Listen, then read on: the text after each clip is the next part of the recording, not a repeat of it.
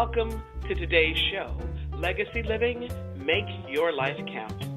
I'm your host, Dr. Gloria Burgess, passionate, inspirational speaker, author, poet, and entrepreneur. Good morning, and welcome to Legacy Living, Make Your Life Count. Today is Wednesday, May 23rd.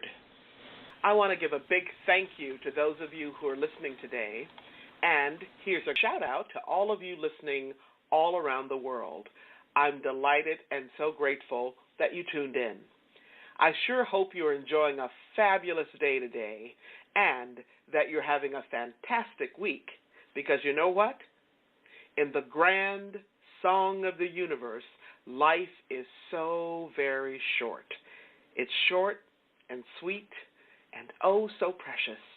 So I hope you're making a difference in your own life, because when you do, you also make a difference in someone else's life.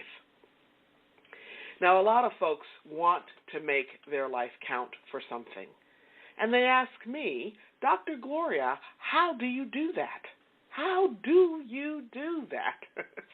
Well, it's really very simple, very simple. You make your life count day by day, step by step, friend by friend, moment by moment, every single day, 365, 24/7. That's what Legacy Living, Make Your Life Count is all about. Now, you can learn more about Legacy Living, Make Your Life Count by visiting the Dr. Gloria Burgess website. That's GLORIA, B as in boy, URGESS.com. That's the Gloria Burgess website, GLORIA, BURGESS.com, or by visiting Facebook. That's facebook.com/DR for Dr. Gloria Burgess, PhD/. Now, today's show is in two parts. I have a very special guest on the show today. Her name is Dr. Marcia Reynolds. Marcia is a person who makes a difference in her own life and in the lives of so many others throughout the world, through her writing, her coaching, and her speaking. In fact, Dr. Reynolds is the go-to expert on holding difficult conversations. When organizations around the world want to breathe new life into their connections, their conversations, and their cultures, they call on this very sensitive, smart, amazing thought leader. During the past 30 years, Marcia has spoken and coached leaders in 35 different countries, and she has reached over 100,000 people worldwide in her training programs. Dr. Reynolds has her doctorate in organizational psychology, and her focus is on transformation. She focuses her research and writes on transformational leadership to help startup and established Fortune 500 companies prosper in today's chaotic, unpredictable world. My guest has written several books. Her latest book is called The Discomfort Zone: How Leaders Turn Difficult Conversations into Breakthroughs. I love the title of that book, The Discomfort Zone: How Leaders Turn Difficult Conversations into Breakthroughs. Now, I met Marcia several years ago. We met through our common interest in transformational leadership, our common interest in research and writing books, our common interest in coaching and training, all with a particular focus of serving leaders and organizations. So, Marcia and I met through a big, well-known International Leadership Association meeting. We were both attending a conference and presenting our work there in California, as I recall. So we had a wonderful first encounter and have connected several times since then. And shortly after I launched this show, I reached out to her asking Marcia if she'd like to be a guest on the show. And I'm so glad she said yes. And you'll see why as you listen to the show. In many ways, in her outlook on life and in her work, she pulls together the many threads of what my own life and work are all about. In fact, you've heard me talk about these threads and themes. You've heard me talk about them right here on this show. Themes such as gratitude, kindness, compassion, presence, authenticity, generosity, hope, and possibility. Now, once again, this show will be aired in two parts. Part 1 is being aired today, of course, and Part 2 will be aired next week. Today's show is with my special guest, Dr. Marcia Reynolds, and it's all about holding meaningful yet difficult conversations in the workplace. And I'm going to say beyond, because what we're talking about today actually does extend way beyond the workplace, right? So Marcia's work in this arena is also featured in her latest book, which I mentioned earlier. And the name of that book, once again, it's called The Discomfort Zone, How Leaders Turn Difficult Conversation into Breakthroughs. Okay, so let's jump into today's show. Today I have a guest, and we'll be talking about her work, which is all about holding difficult conversations. In a few moments, you'll meet my guest, Marcia Reynolds.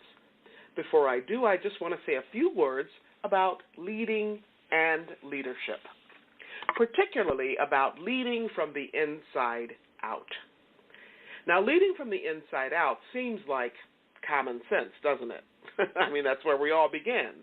But how many of us are actually intentional about leading in this way? Now, there are thousands of books on leading and leadership. In fact, I think I have half of them on my bookshelf, right? But most of those books focus on what leaders must know or do. They focus on what leaders must know or do to ignite, influence, and inspire others. So before I go any further, I'm going to hit the pause button because a lot of us are confused about what leading means or who can actually be called a leader. Now, sometimes we even get confused because we don't know exactly when we're leading or even when we're being led, for that matter, right? So what does it mean? What does it mean to be a leader at this particular time? At this particular time in our organizations, in our families, in our schools, our communities, our city councils, in our country or nation, in our world. What does it mean in the midst of chaos and complexity, in the midst of continuous disruption, ambiguity, paradox, or resistance? What does it mean to lead when things seem to be falling apart? Now, these are all important questions, aren't they? But I want to go back to a question I asked earlier, and that is, who? Who do we deem to be a leader? Who do we call leaders, right? There are leaders in business and government, in our churches, in our mosques, in our synagogues. There are leaders in healthcare, leaders in human services, in the arts, in sports. And most of us tend to look out there, right? We look outside of ourselves for leaders, but very few of us look at ourselves. But the truth is, we are all leaders. We're all called to lead in some area of our lives. And the first person we must lead is, you guessed it, right? It's us. We must be able to lead ourselves. So no matter when you hear this call or heed the call, no matter when we learn this truth, one thing we know for sure, and that is that all leading, all leadership begins within. So the focus of today's show is about really leading from within, right? And the particular focus is on holding difficult conversations in the workplace and beyond. Now, in just a moment, I'll introduce my guest, but right now I want to take a moment to welcome you. If you're just joining us, I'm your host, Dr. Gloria Burgess. This is Legacy Living, Make Your Life Count. I'd like to extend a very special welcome to those of you who are joining my show, or if you're joining Talk Network Radio for the very first time. Let me tell you, you are in for a real treat.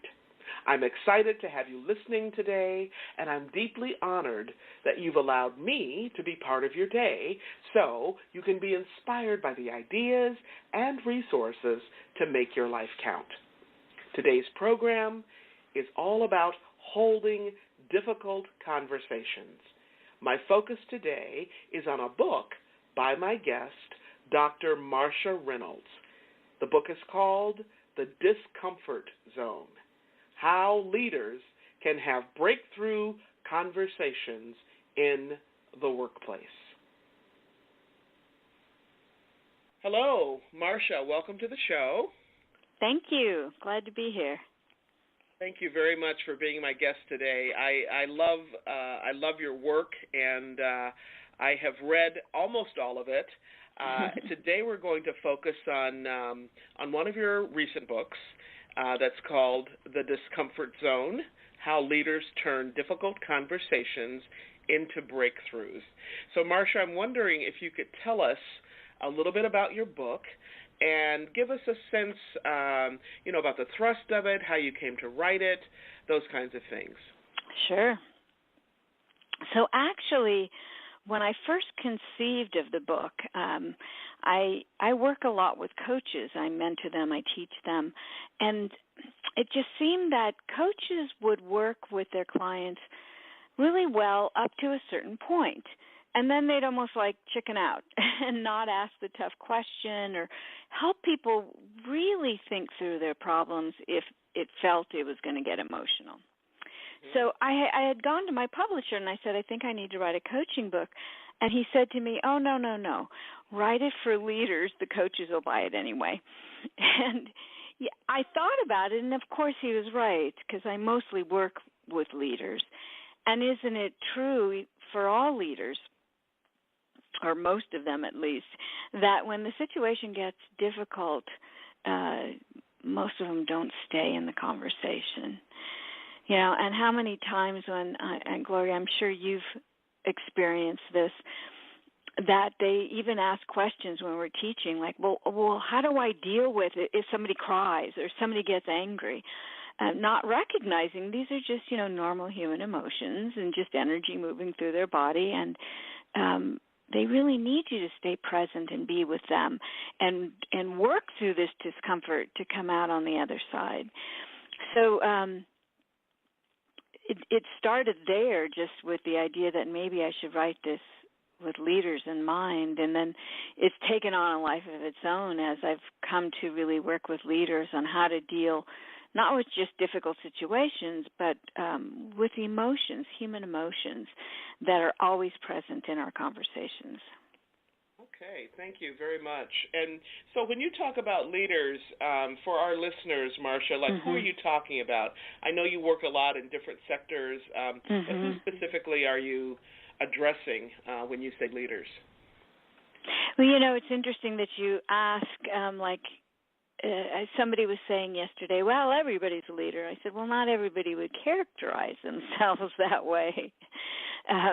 But normally the people I work with have some type of leadership position, whether it's a team leader or an official title.